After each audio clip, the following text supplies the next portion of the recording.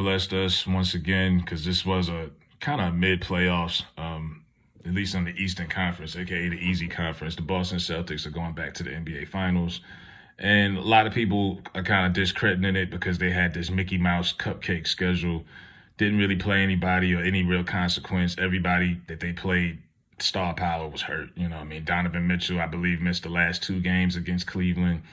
Halliburton, whatever, he was out the last two games.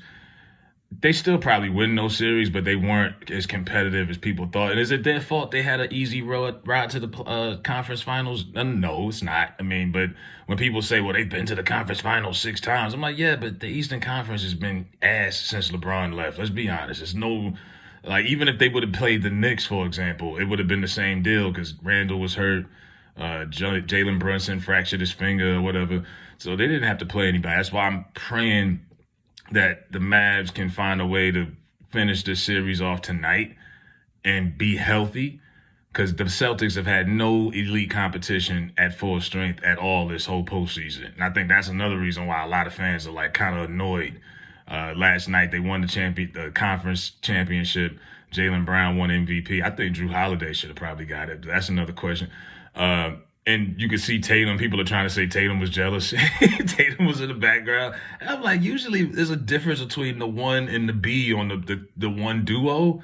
Like, you just know whose team it is. They got a weird thing in Boston where you don't know whose team it is. And it's like, because Jason Tatum is the more talented player, but he's not an alpha male like Jaylen Brown is. So it just comes across a little weird.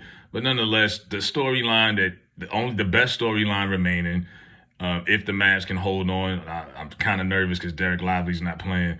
If they could sweep Anthony Edwards and the Minnesota Timberwolves, then they can cash their ticket to the finals next Thursday. And obviously you got that storyline with Luka, Tatum, who's the best player under 30. Then you got the whole Luka-Larry Bird comparison. You got the duos, Kyrie and Luka, backcourt versus, Tatum and Brown, who's the better duo. But the biggest story is Kyrie plays versus the Celtics, his former team.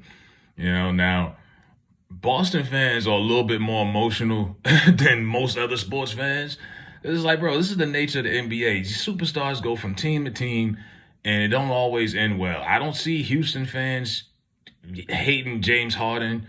I don't see, LeBron had a little bit of smoke when he came back to Cleveland for the first time after going to Miami. But a lot of teams, cities, fan bases, they kind of get over this. Even Brooklyn, they had every right to be mad at Kyrie for the way it went down. But a lot of those people supported Kyrie in his decision versus the mandate. But Boston, they hate Kyrie Irving. And 2 years ago when the Nets played Kyrie, when the Nets and Kyrie came to Boston, he dropped 40 in game one. That was the middle finger game. And they got under his skin. They got swept that series. But this is a different, more mature version of Kyrie Irving, a more focused, dialed-in version of Kyrie that we haven't seen in a long time. And I don't think they're realizing that. I'm like, yeah, you're poking the bear. So after, and look, the fans are going to do what they can do. It's nothing Tatum and these guys could do about it. They're outside. They're excited. They're yelling F Kyrie in the streets. It's funny because somebody had a Kyrie Irving jersey on, right? He was one of the top selling jerseys. I think it sold out when he went to Boston. They were so excited. And I'm like, yeah, you should be upset, if anything, that you didn't get this version of Kyrie that Dallas has. But I mean, to hold him accountable for actions when he was 24, 25 years old still, I mean, come on, man. He's 32. Y'all still holding that against him. He said he wanted to be here. I'm like, yeah, he wanted to leave LeBron. He got traded there. It wasn't like he, Now, he did say he wanted to be there.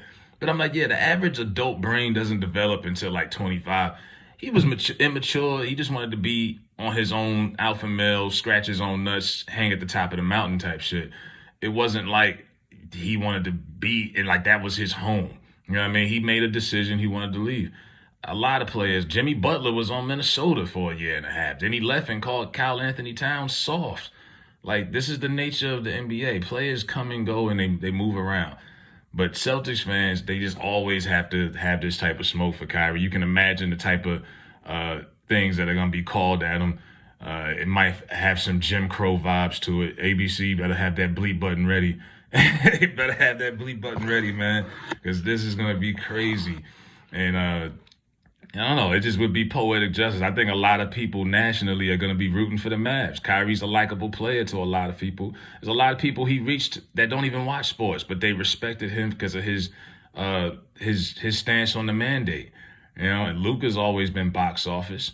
I mean, the Larry Bird comparisons. I mean, if he was to go in there in TD Garden and kill them on some Larry Bird shit, and then Kyrie was a dagger three or something. I'd say, and look, the Celtics got the defense, Drew Holiday, Derek White backcourt. I just think this Dallas team is a team of destiny. I know it sounds kind of weird or odd, but it just feels that way.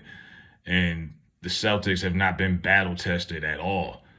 At all. Like I say, on paper, you could talk your way into saying that there's no way Dallas can do it. The Celtics team is a juggernaut. I don't look at them as a juggernaut team. Like, they're not like, they won 64 games, but it just, that conference, I think that was a product more of that conference.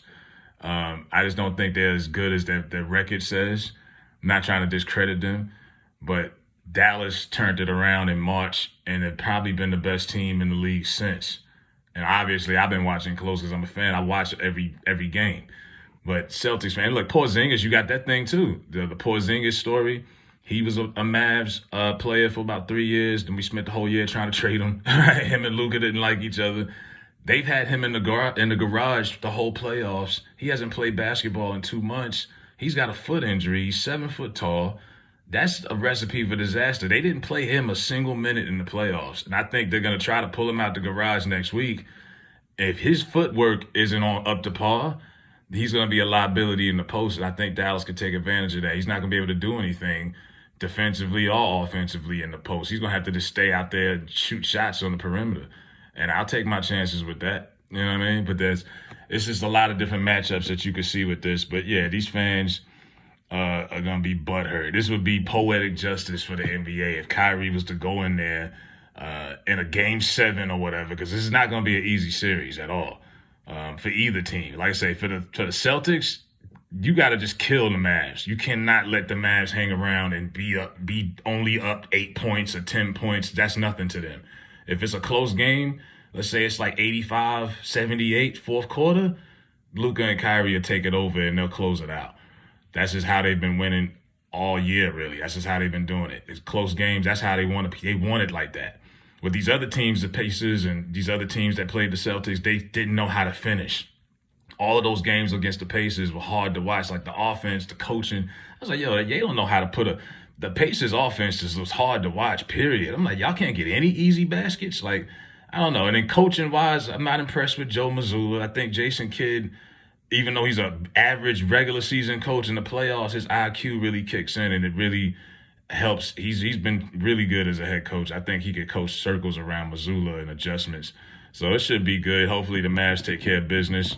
I heard Anthony Edwards said something about they gonna make history and win 4 straight. I'm like, man, shut up. Like, and I like that dude, but it's like, man, I know you got to say something to keep the fans' hope up and invested, but it's over, bro. Don't disrespect us and we gonna win 4 straight. Kyrie's 14-0 in closeout games. They've never lost a closeout game, so hopefully history prevails and we keep on doing it. Let me know what y'all think in the comments. Who y'all got, Celtics or Mavs?